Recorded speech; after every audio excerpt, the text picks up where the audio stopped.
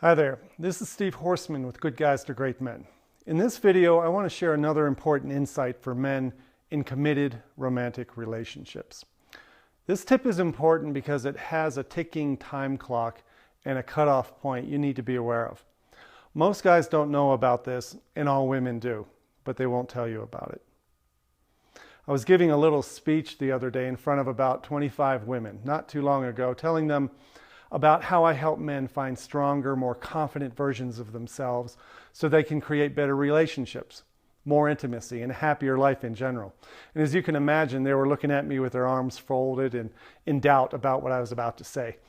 Later, they gave me a standing ovation. Not that I needed that, but it just confirmed what I already know, and what I'm about to tell you is absolutely true. You need to understand this truth and make a decision whether or not you want to do anything about it. I explained to these women the trend I see over and over again. It's the trend that normally results in a man reaching out to me for help. I call it the 2-year warning. This is the beginning of a 2-year clock that starts ticking when a woman has decided she's about 95% done with her marriage or her committed relationship. And at this point, she's slowly collecting more reasons to support her growing feeling that things just will never work out. And it's nearly impossible for a man to reverse this clock once it's started, especially if he doesn't even know it's ticking.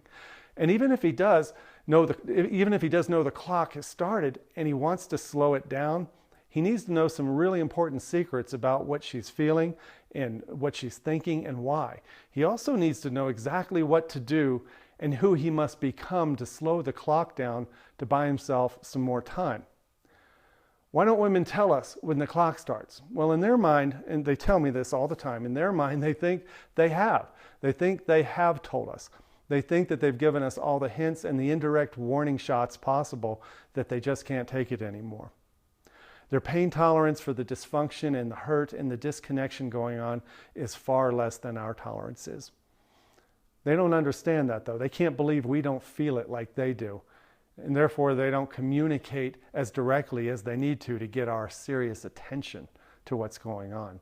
So by the time a man gets the news that she's done in quotes, right? She's done and there's no turning back, he says, why didn't you tell me? Why can't we fix this? Trust me, I can change, believe me. And then she just rolls her eyes in anger, in sadness, in disbelief, in distrust. Now, it's been over 5 years since I had my own personal experience with this, and I remember it like it was yesterday. It's funny how we clearly remember those things that hurt us badly. My story with the 2-year warning was typical. I was the typical guy who didn't know the clock was running in her head.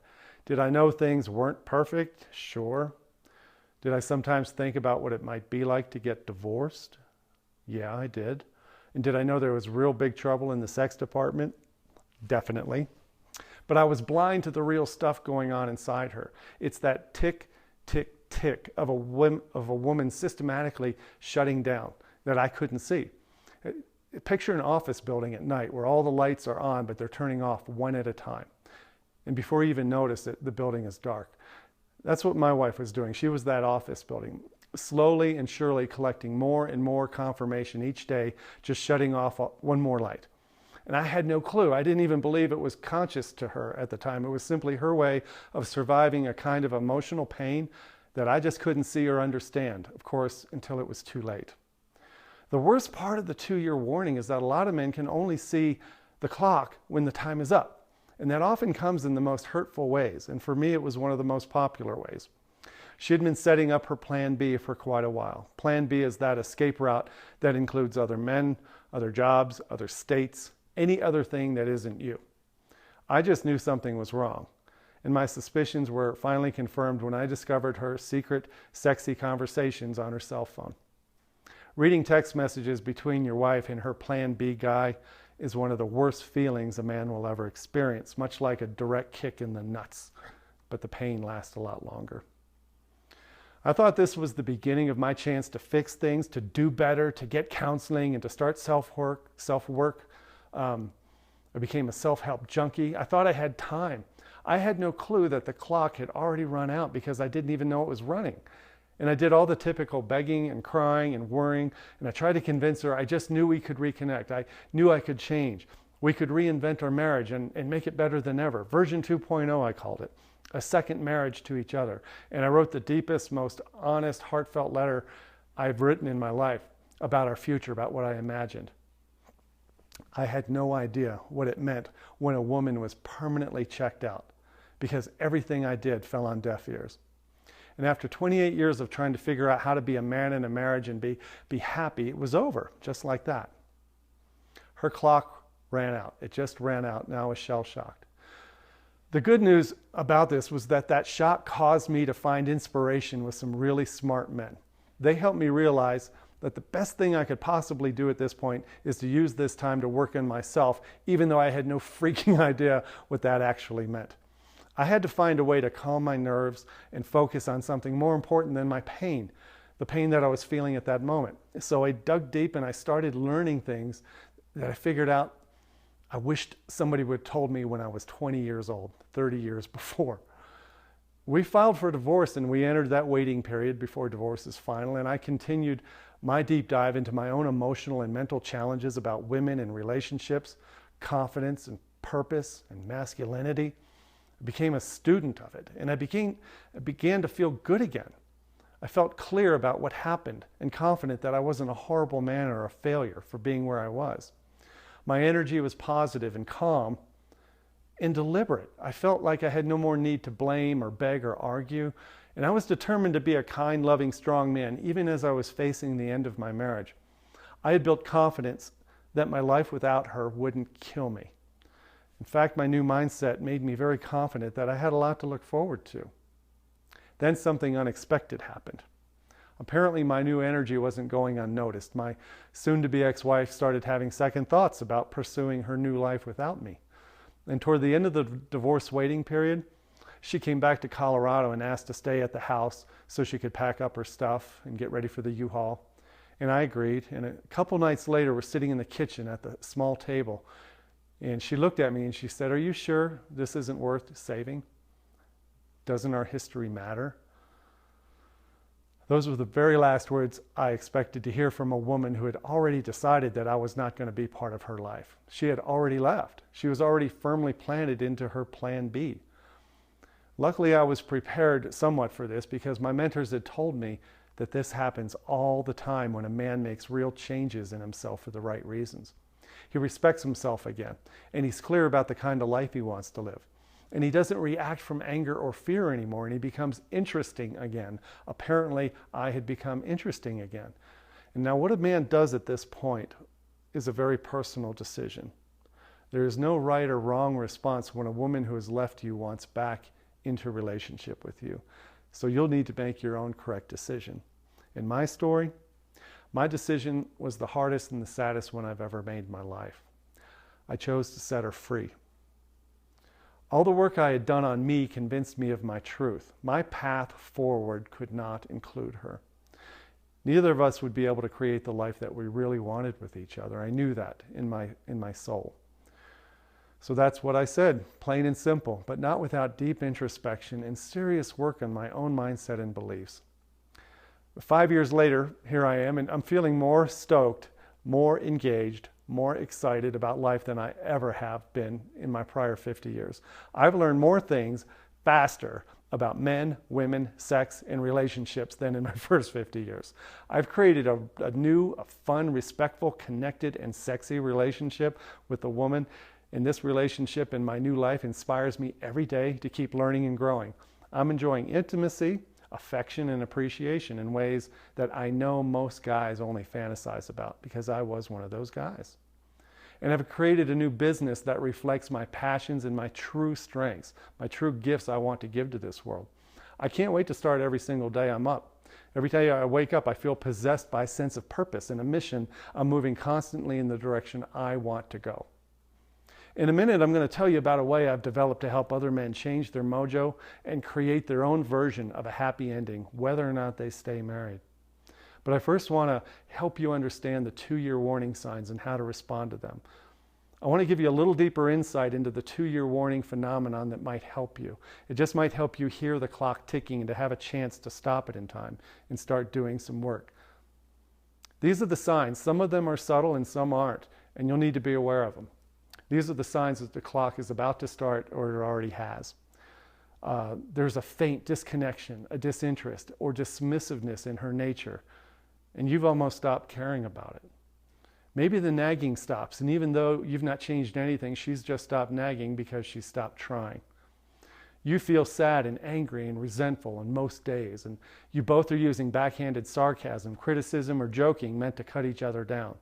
Maybe she's spending more time than usual with the girls. You're thinking about having an affair. Maybe she has some strange new habits or tattoos or changes in her drinking or eating habits, or even using strange new profanity that you've never heard. Maybe she's talking more sexual. Maybe she's more unabashed in her recognition of other men. Oddly, it's a good sign if they're still nagging, arguing, fighting, and crying from her. It means she still cares. It means the clock may just only be getting ramped up.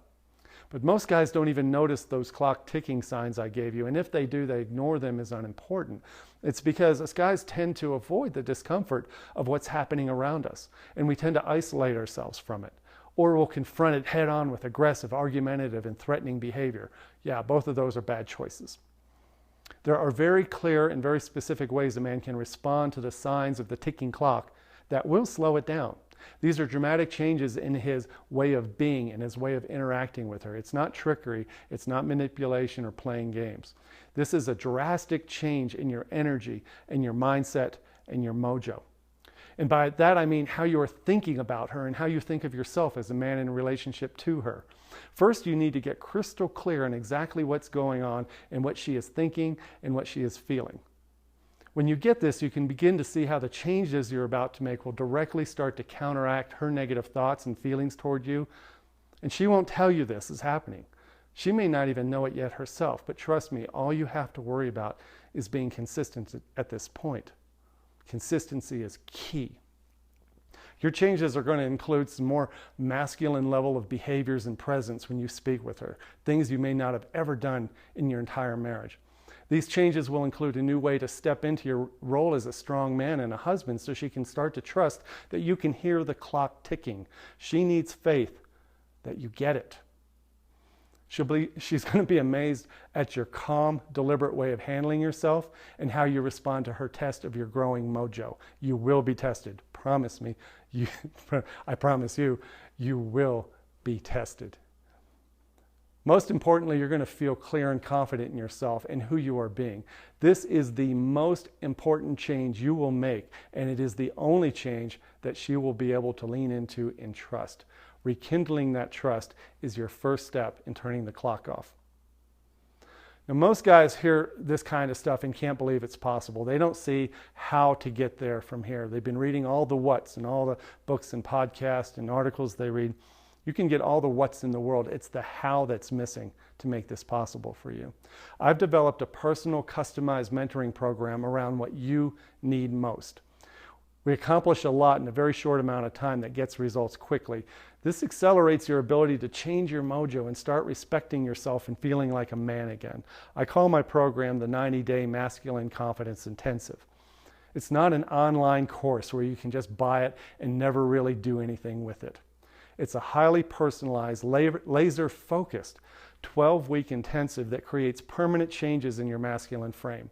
I personally create the 12-week curriculum around you. It's based on your actual problems, the ones that you're facing and the ones that you need for your personal development. It gives you such clarity about your next step, you're going to grin that you haven't already done this. And I'm talking about life-changing results for you in a very short amount of time. This is designed for men who are tired of feeling hopeless and are ready to commit to work on real changes in their mindset that'll get them the results they want.